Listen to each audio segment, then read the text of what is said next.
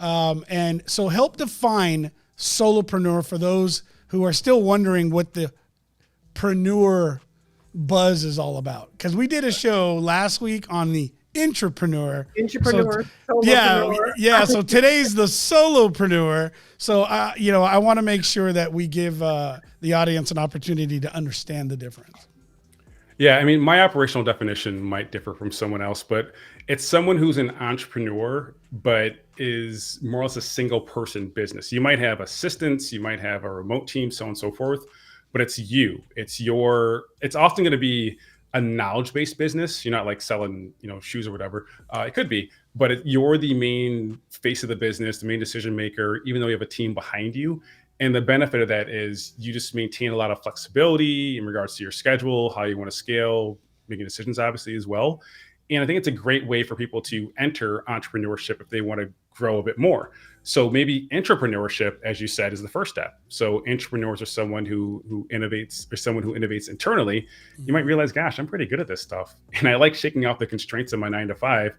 I'll now move to having a side hustle. Side hustle, you still have a 9 to 5, but you're doing this thing on the side. After a while, you're like, I can make a lot more money if I don't have this pesky job holding me back. And then you move forward towards solopreneurship. But maybe you decide from there, you want to scale even further and turn your service into a product or a SaaS-based application. Mm-hmm. And that's when you become more of an entrepreneur because you have more teams, you have more resources. You might have some products out there. So that's more or less the progression. I like that. That's actually, I think, a really great definition. It is. Yeah, I think that's great. Now I'm like, well, where I know. I'm kind of like, I'm thinking. So, I'm an entrepreneur. Yeah, so I'm thinking, probably still more on the solo side. But you know what? I love that definition because that's one of the things that we've been working towards is how do we scale this? How do we make this where it's not just me, right?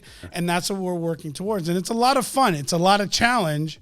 But it's a lot of fun to start shifting your business to where you could be in that role. So we're not there yet, but we're on our way. That's for sure. And let me jump in because it's never been easier to be a solopreneur with all the low code and no code tools available to run your business. So for example, if you want to do email marketing, you can use ConvertKit. Super easy. You're on your merry way. 10 years ago, you had to hire the email marketing person, right? Yep. If you want a website, go to Squarespace. You're done in the weekend. Yep. 10 years ago, you're hiring a webmaster or whatever. So it's a lot easier. And a lot of these low code or no code tools are pretty cheap, between like $12 and $50 a month. So for just $100 a month, you have the infrastructure needed to run your business, but you don't have to be an expert, a subject matter expert on email or on websites or on right now, we're on Restream, right? So all these cool tools that are available to help you run your business without spending a lot of money and having a huge team. Yeah, no, love it. You're absolutely right. And that's the thing that I get excited about. For those that watch the show and have watched a lot of our shows, they know that my son, Donald, is the producer behind this.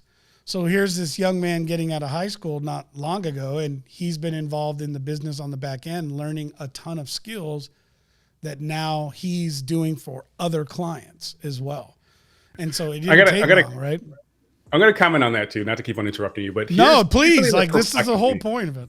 What's that? Here's what perplexes me, right? So people go to college to get experience, connections, and education, right? But they will not work for free to get experience, connections, and education. So what I find often is when someone starts a solopreneur business, I'll say, look, work for 2 or 3 clients for free just to get your feet wet, get some testimonials, some referrals. Oh, I'm not doing that. I make $200,000 a year. There's no way I'm working for free.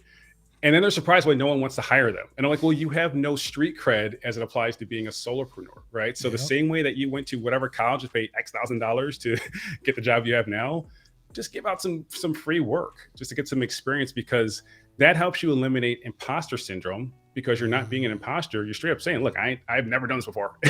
Step 1.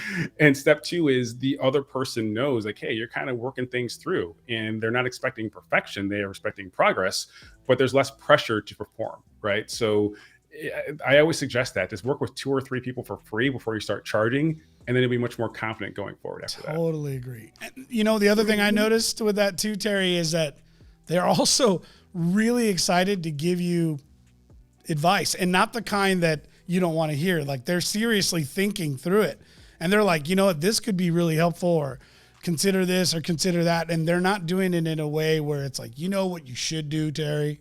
Let me tell you what you should do. It's usually very, very open. I know that we've seen that quite a bit.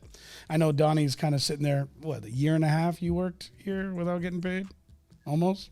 Like that was the deal. Like with our interns too, it was the same thing. It's like, you wanna work here? Okay, like let's see. Right? I need at least 3 months. Show up on time, be a part of it, and we'll give you everything we know, right? But I'm not gonna pay you. But we got them and they're still here and now they get paid. And that's the beauty of that. I love that concept, Terry. I've never heard anyone else say that. I always thought that was just me being a big grumpy old man who didn't want to spend any money. So the question I did have for you was, out of the folks you've worked with, because I know you have coached tons now at this point and worked with so many different types of business owners, for that person who's looking right now to kind of prepare themselves mentally or, even physically, but what are some of the best attributes you've seen out of the folks that really get the most out of that move and are the most successful? Like, what is the mindset of that individual? I'd love to hear a couple of those pointers so someone out there can get themselves prepared. Yeah, I'm going to try not to throw out a bunch of buzzwords like growth mindset. But I'd say one is curiosity. Because if you're curious to explore different pathways, different options, different ways to generate revenue, you won't be so closed-minded when you come across things that don't initially seem too comfortable. So, and also being curious is a function of just doing research, right? The more you do, the more research you do, the more that you learn, the better prepared you are to move forward. So that curiosity is pretty important. And also just grit. And grit is you just saying, look, I'm going to push through this challenging situation, even though it's tough, even though I feel like I'm failing. But having that, now I will say, the growth mindset approach to seeing failure as data. And as a result of that, pushing through to the challenge, to your desired outcome. So those two, I would say, are top of mind. But I'm trying to think of the right way to say it, just being altruistic as well. So when you meet someone else, you're focusing on what you can create together as opposed to what you can take, because there's a lot of people on LinkedIn that are just thirsty, super thirsty. They send you a connection request and the first thing they're doing is vomiting their pitch into your inbox. And I'm like, oh my God, it's happening so much lately.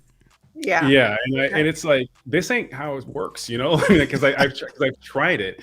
But if you're just really trying to meet people, trying to learn from them, trying to figure out how you can help them, then as a result, you'll draw the right people to you, because the individuals who can help you the most are the ones who are just being hit up the most for people asking them random favors. So what I like to do is just proactively solve problems. If you're willing to do that, if you're altruistic, right, and you're willing to proactively solve these problems, you'll grow a powerful network and make a lot of money as a result.